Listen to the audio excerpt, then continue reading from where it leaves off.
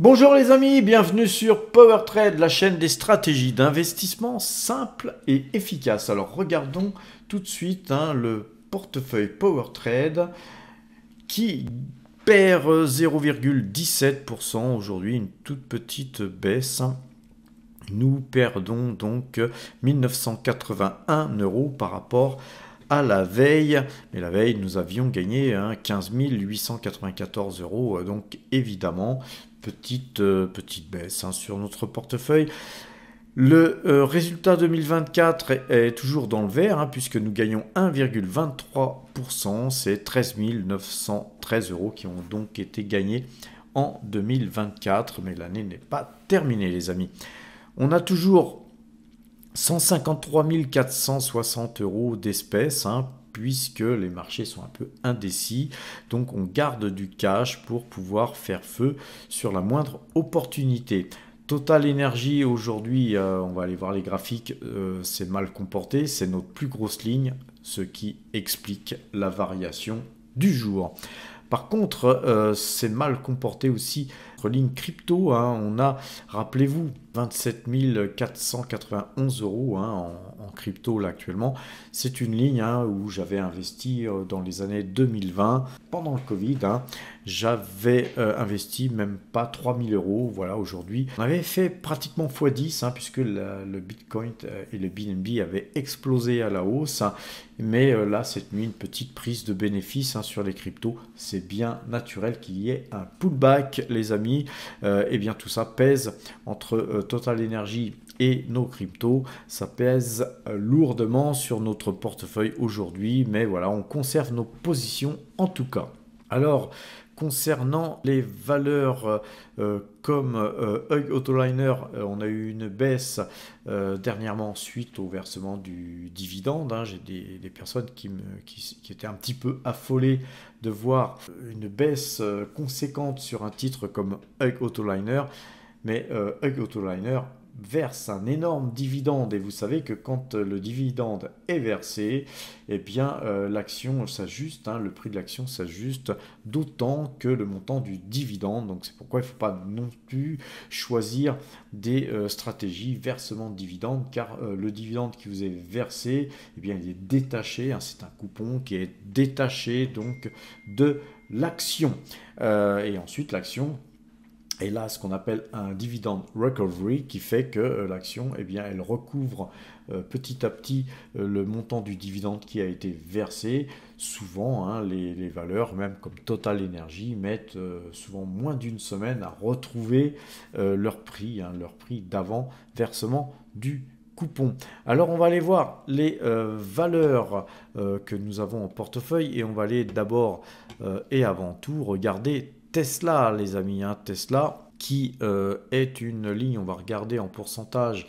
Et bien Tesla, ça pèse 1,86%. Donc c'est une ligne pareil qui souvent fluctue chez nous, car on fait du swing trading. Mais là, Tesla, ça fait plusieurs fois qu'on l'achète et qu'on la revend sur quasiment des plus hauts, où on fait à chaque fois entre 60 et 100%.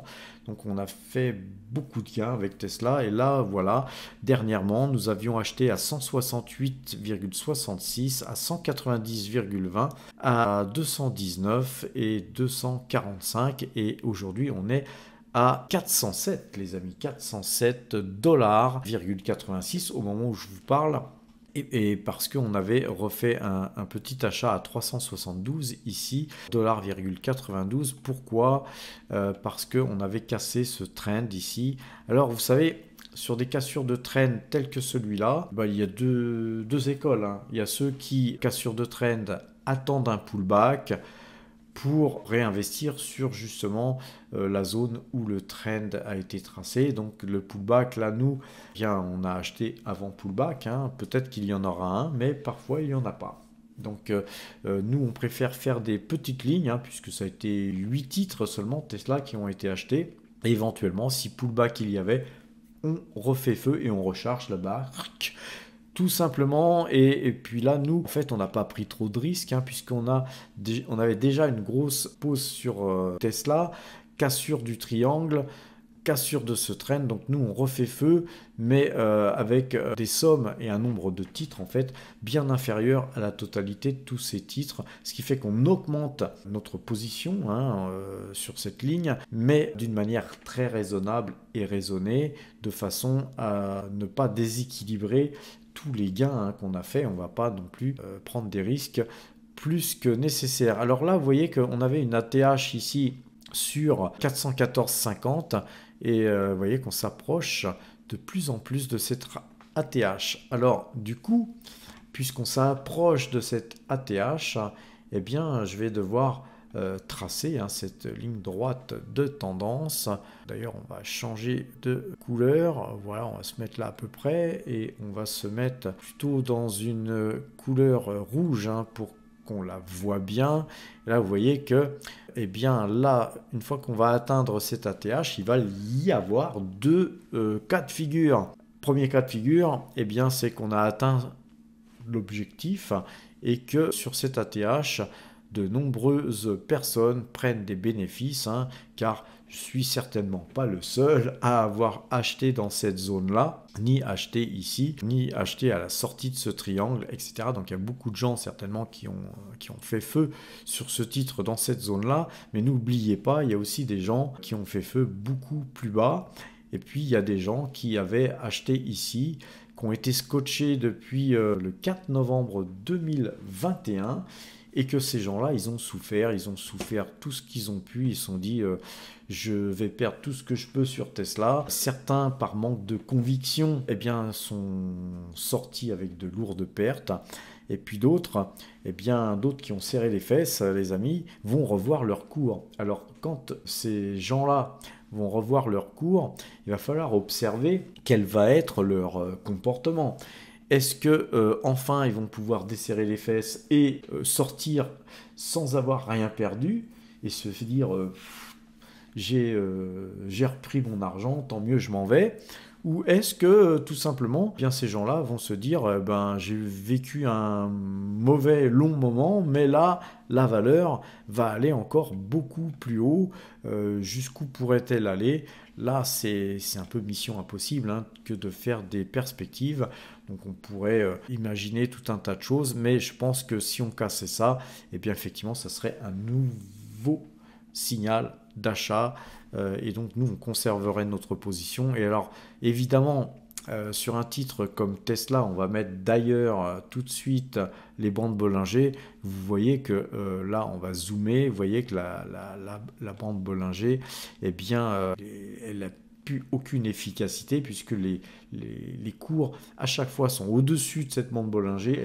Elles ont amené cette bande Bollinger à s'incliner à la verticale et là bien elle fait plus effet. Et donc voilà, pour moi si on cassait ça, eh bien on pourrait avoir encore un joli parcours, mais on irait à mon avis pas forcément beaucoup plus haut. Il faudrait mettre Fibonacci ou tout un tas de possibilités de calcul pour se dire voilà on pourrait retracer de tant de pourcents, etc.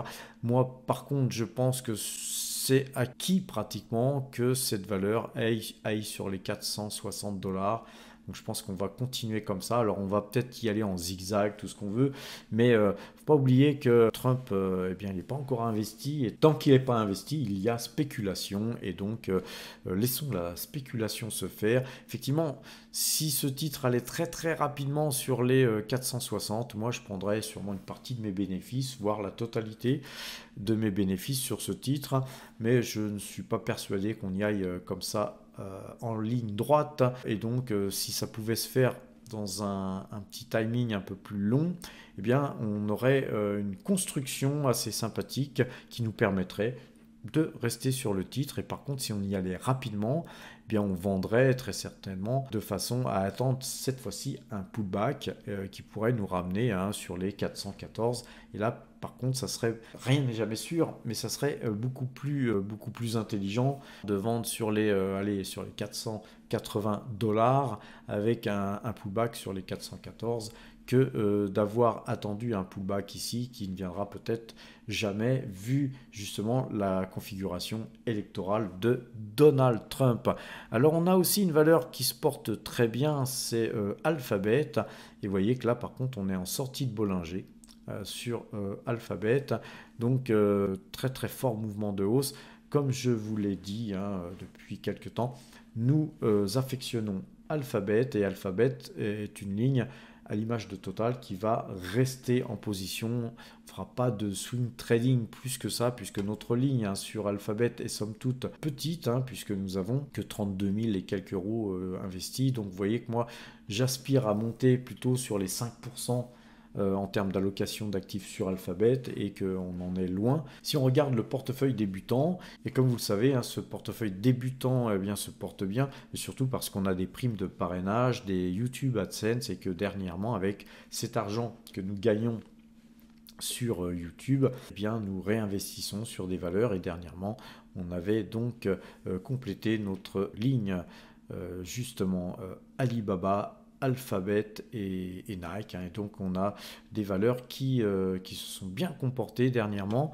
On a des dividendes qui tombent, que ce soit Total Energy et Alphabet. Maintenant Alphabet qui verse aussi des dividendes. On avait touché aussi un dividende Alibaba, Pfizer aussi verse des dividendes. Donc on est dans une configuration qui est somme toute très sympathique pour un portefeuille qui est parti il y a 27 mois de zéro, et aujourd'hui on a 7139 euros. Je vous rappelle que nos dividendes, elles sont issues de valeurs qui ont été achetées de part des YouTube AdSense et des primes de parrainage. Mais pour vous qui n'êtes pas youtubeur, ces primes de parrainage et ces YouTube AdSense, ça peut être tout simplement vos économies, les amis. Donc un résultat 2024 où on avait un portefeuille qui était au 1er janvier 2024 à 1989 euros, et aujourd'hui ce portefeuille il est à 7139 euros, ce qui fait qu'on a gagné 5150 euros. C'est un portefeuille qui s'est apprécié de 5150 euros, et c'est un portefeuille qui débute, les amis. Ce portefeuille, il était à l'image du portefeuille PowerTrade il y a 45 ans, et vous voyez ce qu'il est devenu, puisqu'on a dépassé le million d'euros sur ce portefeuille. Et ce portefeuille, moi, dans 45 ans, je serai certainement plus là. Mais si vous avez un portefeuille tel que celui-là, et que vous continuez à travailler, si vous êtes jeune, vous aurez certainement l'occasion de dépasser très très allègrement les plusieurs millions d'euros, car vous ferez certainement mieux que moi, les amis, tout du moins je l'espère pour vous. Alors retournons sur les graphiques, on va retirer cette bande Bollinger et on va aller voir un petit peu ce qui s'est passé sur les valeurs pétrolières. On a Morel Prom qui a encore tenté de casser ce canal baissier. Donc sur Morel, on est toujours sur un canal baissier. On n'achètera pas ce titre tant qu'il n'y aura pas sorti de canal, les amis. Petrobras, vous savez qu'avec Petrobras, on brasse. Elle a versé son dividende là dernièrement, mais par contre le dividende du mois d'août là qui nous a été versé, car voilà, on a un petit décalage, mais c'est le 13 décembre, Petrobras versera encore un dividende. Donc voilà, on va se mettre en clôture. On a une valeur qui s'apprécie bien. Là, on pourrait avoir, pourquoi pas, un croisement de moyenne mobile 2 jours, 12 jours demain. En tout cas, c'est un titre qui crache du dividende à l'image d'Ecopétrol, qui elle a eu un croisement là de moyenne mobile 2 jours, 12 jours. On a une jolie figure en tasse et anse. Si on casse ça là demain, l'objectif, je pense qu'il serait allé, pourquoi pas, le comblement du gap là ici, 10,23 $. Donc les amis, pour ceux qui n'ont pas la valeur, pourquoi pas faire une petite ligne sur Ecopétrol. On a aussi donc Rubis qui par contre là a cassé ce canal baissier hier. On l'a recassé encore aujourd'hui, on est revenu se rappuyer en pullback, et on est toujours en dehors de ce canal baissier. Par contre, on a toujours un pied sur le canal, donc moi je préfère voir une bougie se détacher du canal pour faire feu. Si vous souhaitez le faire en analyse graphique, c'est beaucoup mieux. Moi je suis déjà sur la valeur, je ne referai pas feu sur cette valeur. Concernant Pernod Ricard, là on a enfin un signal qui me paraît sympathique, puisque plus 0,49% encore aujourd'hui, avec un croisement de moyenne mobile 2 jours, 12 jours, qui a très bien marché là à l'achat. Faut dire que le CAC s'est repris et c'est très bien. Alors Barrick Gold, les amis, eh bien petite hausse de plus 0,74%. On reste dans ce rectangle. Nous, on a refait feu là ici à 24,99. Voilà, nous, on va conserver ce titre. Hein. Sachez hein, que nous l'avions acheté dans cette zone-là en accumulation et on était sorti à 26,16 dollars canadiens et 26,76 dollars canadiens. Donc on avait bien vendu et là je pense qu'on a bien racheté, peut-être un peu tôt hein, puisqu'on aurait pu acheter beaucoup plus bas, mais voilà, la bourse hein, c'est aussi les aléas du timing et là on n'était pas très bien dans le timing, on avait pourtant bien travaillé hein, sur un croisement de moyenne mobile 2 jours, 12 jours. Et puis là, peut-être va-t-on avoir un autre croisement de moyenne 2 jours, 12 jours demain. Et si tel était le cas, eh bien, on pourrait voir le titre boosté vu qu'on formerait peut-être un double bottom ici ascendant. Alors sur les valeurs japonaises, on a Fanuc là ici qui part à la hausse comme une fusée avec plus 3,10%, croisement de moyenne mobile 2 jours, 12 jours. On voit que ici, ce sont des points, même si on l'avait cassé ici assez fortement, des points de rebond très puissants. Vous voyez que là, on a en fait c'est pas un triple bottom, mais c'est un quadruple bottom. Si jamais on cassait cette zone-là, hein, si les cours pouvaient repartir au-deçà de cette zone-là, eh bien on pourrait aller revoir sûrement les points des ATH. C'est un titre hein, qui était, je le rappelle, Fanuc à 5334 yens. Et là aujourd'hui on a 4130 yens. Très belle société, un Fanuc.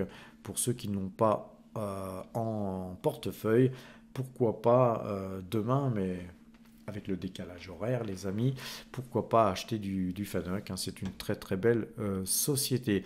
Voilà, donc je vous avais montré Tesla, Google, regardons un petit peu Hug Autoliner. Vous voyez que l'on avait eu un décrochage là, ici. On a une petite hausse là aujourd'hui, mais ce décrochage sur Hug Autoliner, hein, c'était tout simplement le versement du dividende. Donc là, il va falloir attendre un petit peu le dividende recovery sur cette valeur pour voir cette valeur réintégrer peut-être son canal haussier. Alors, quoi vous dire hein, sur des valeurs comme peut-être donc la Française des Jeux. Ça fait un bout de temps qu'on n'a pas été voir cette valeur. On va se mettre en ouverture et là, vous voyez qu'on n'a pas encore croisé puisqu'on touche juste. Mais demain, hein, si cette valeur continue à monter, pourquoi pas même casser ce trend blanc là ici, eh bien on aura un croisement de moyenne mobile 2 jours, 12 jours. Très belle valeur, hein, la Française des Jeux, qui verse un joli dividende. Voilà, en tout cas, ceci n'est pas un conseil comme tout ce que je viens de dire dans cette vidéo et que je dis moi dans toutes mes vidéos. On ne donne pas de conseils, mais par contre, effectivement, valeur qui est intéressante. Alors, nous avons aussi sur Parex une petite hausse de plus 0,84%. Néanmoins, cette valeur reste dans une configuration baissière puisque la moyenne 2 jours, 12 jours est toujours à la vente. Et puis nous avons Mitsui, hein, une valeur japonaise aussi très intéressante qui gagne 3,42%. Encore une fois, hein, sur les valeurs japonaises, c'est plutôt le yen qui traçait ça plutôt... voilà, ici on retrace ça du coup puisque ça n'a plus lieu d'être. On a toujours ce point haut ici. Ce point haut ici, si on cassait ce trend, ça serait un formidable signal d'achat sur Mitsui & Co. On a Microsoft hein, qui a une belle configuration haussière ici, malgré que le titre ne bouge pas. Là aujourd'hui, on est plutôt même légèrement dans le rouge. Mais vous voyez, on avait à l'image de Tesla casser ce trend et puis on est parti hein, sans faire de pullback. Encore une fois les amis, ceux qui sont adeptes du pullback parfois eh bien ils loupent certains trains. Moi j'aime pas louper les trains hein, et donc je préfère rentrer petitement quand c'est comme ça. Là nous avons déjà du Microsoft donc on n'a pas refait feu, mais voilà, si j'en avais pas eu, eh bien c'est une valeur que j'aurais acheter. Total Energy est encore dans son canal baissier, comme vous pouvez le voir. Donc, bien, on n'achètera pas la valeur. Esso, nous l'avions acheté sur sortie de canal, par contre. Et aujourd'hui, elle décroche de 2%, hein, mais rien de bien méchant. En tout cas, nous conservons hein, ces deux valeurs précieusement sur DNOASA. C'est pareil, on corrige hein, légèrement aujourd'hui, puisque nous avions eu une belle hausse la veille. Concernant Coca-Cola, hein, rappelez-vous, moi je suis vendeur hein, de Coca-Cola, on l'avait acheté ici, mais pour moi hein, le graphique n'est pas beau. On refait pas feu sur la valeur, puisque bien ce titre est vendeur, et si jamais on cassait ce point bas ici, on pourrait, pourquoi pas, venir retracer sur justement les 61 dollars, hein, 61 dollars 10. Toute cette zone là c'est très fort. Et pourquoi pas non plus revenir sur les 57 dollars. Donc de toute façon, tant que c'est baissier, eh bien nous, voilà, je vous rappelle qu'on avait vendu à 71 dollars. On a refait une petite ligne à 63 dollars, mais rien ne nous empêche hein, de revenir sur ce titre si jamais les 57 dollars étaient touchés. Mais sinon, voilà, on conserve notre position. Et puis, point barre.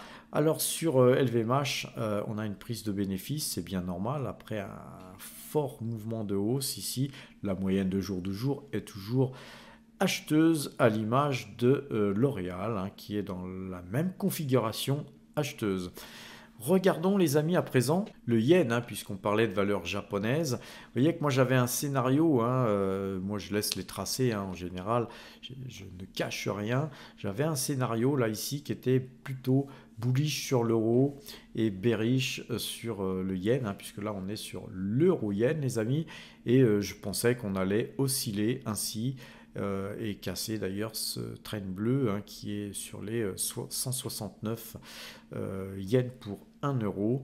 Et puis le marché en a voulu autrement, hein, puisqu'il est repassé baissier le yen. Et on voit que ce trend rouge, hein, donc je vais donc dézoomer, et on voit que ce trend rouge qui est un canal haussier sur l'euro, baissier sur le yen, et bien à chaque fois on rebondit là-dessus. Hein. Là ici on a été un peu plus bas, donc je vais d'ailleurs pour ce faire eh bien redéplacer le canal hein, ici et voilà ici. Donc voilà, on avait rebondi là-dessus, mais là voilà, on était un peu plus bas, on rebondit, et là vous voyez qu'on a un croisement de moyenne 2 jours, 12 jours qui se prépare. Donc là on va se remettre en clôture, et là c'est pas qu'il se prépare, c'est qu'il a été croisé. Donc eh bien le yen a tendance à se redéprécier. Donc l'avenir va nous dire si on va revenir rejoindre un petit peu ça, mais on pourrait très bien tout simplement redessiner ça les amis, hein.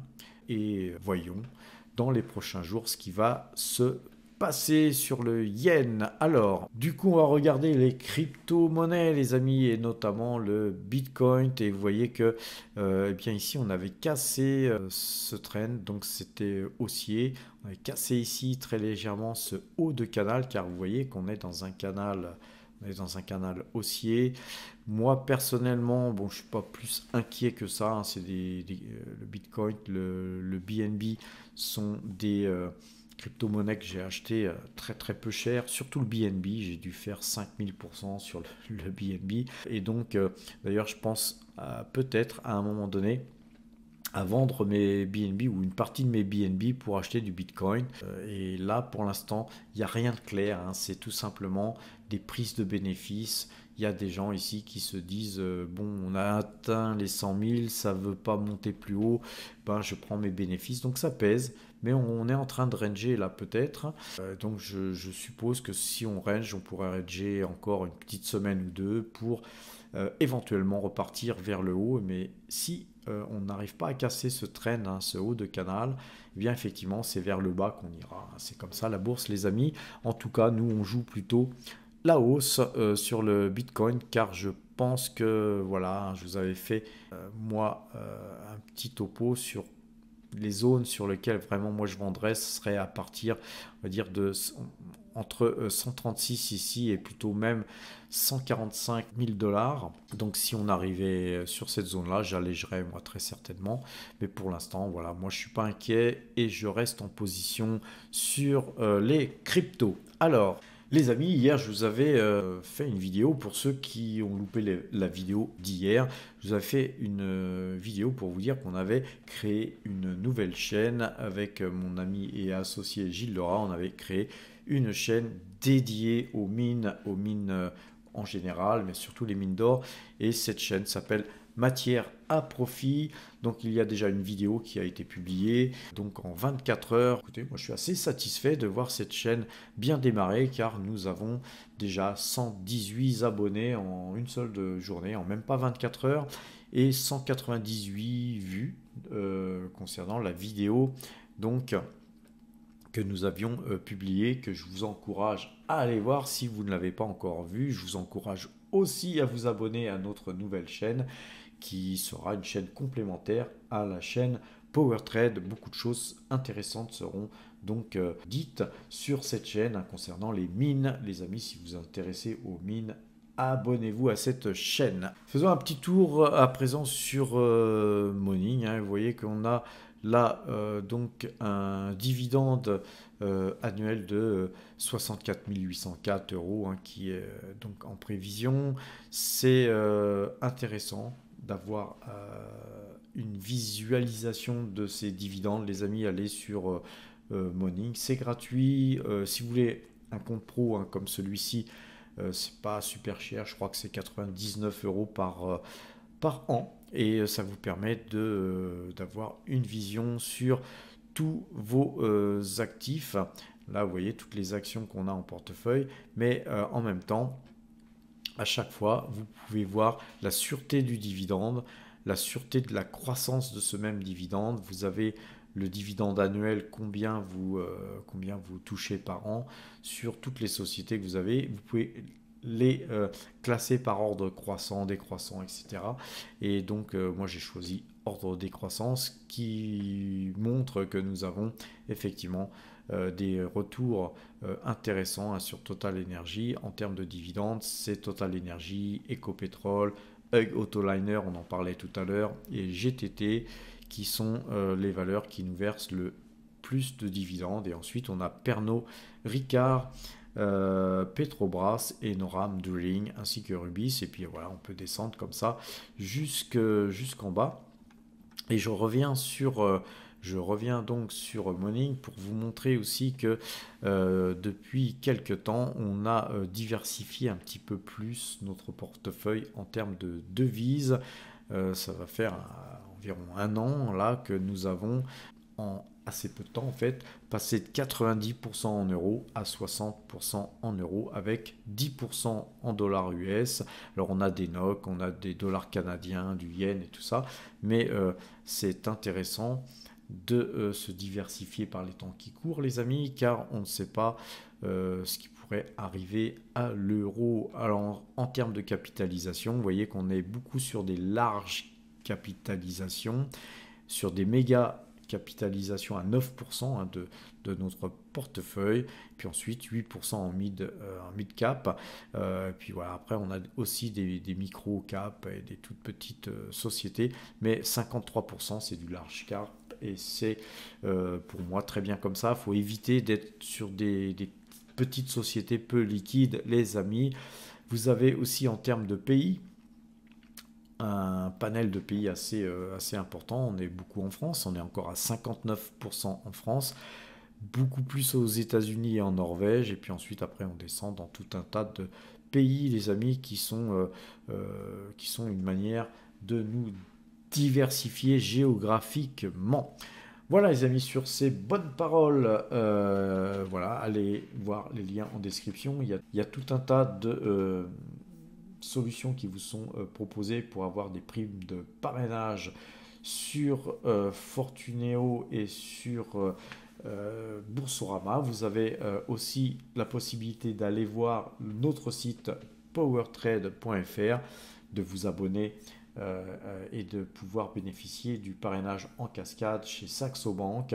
C'est 500 € les amis, même plus.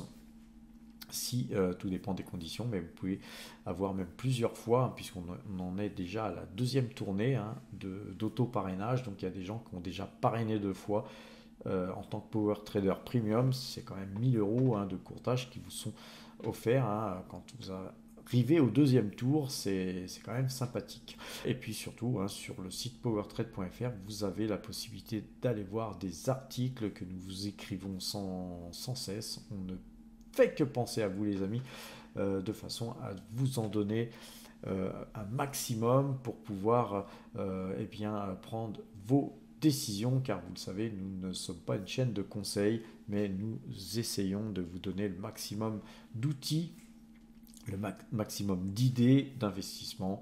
Et voilà, pour l'instant, on est une chaîne qui marche très très bien, puisque on est passé en quelques années de 0 à plus de 6700 abonnés, hein, 6743 je crois au moment où je vous parle.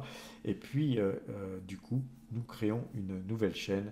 Allez voir, hein, matière à profit, s'il vous plaît les amis, portez-vous bien.